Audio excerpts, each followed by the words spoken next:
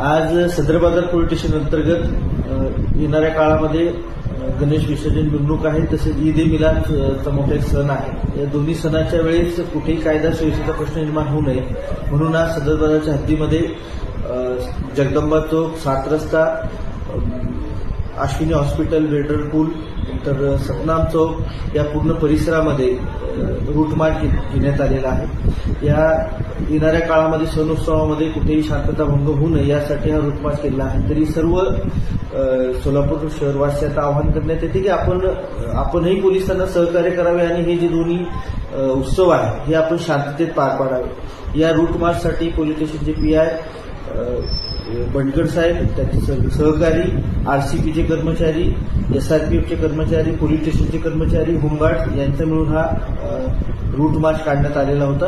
सगळ्यांना आव्हान करण्यात येते की आपण सगळ्यांनी या उत्सवाच्या दरम्यान पोलीस प्रशासनाला सहकार्य करावे।